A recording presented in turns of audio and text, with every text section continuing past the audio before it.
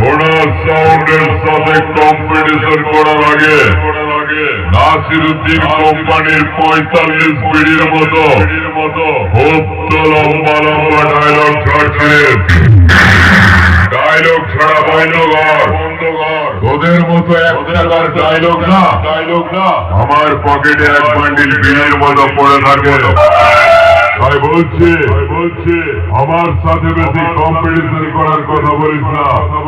তোর এমন পয়েন্টে হিট করবো জাপানি তেল দিয়েও সোজা করতে পারবি না।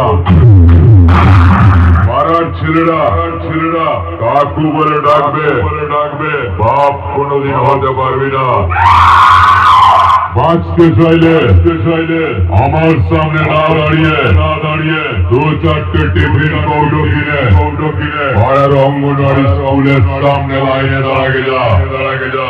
বৌদিদের জন্য খিচুড়ি নিয়ে আসবি। বাপ তো কোনোদিন হতে পারবি না। ভাইপোদেরকে খিচুড়ি এনে খাওয়াবি। গোটা বাংলা জানে আমি কে। হুগলি জেলার পান্ডুয়া ভাইরা মোড়ের ঘোড়া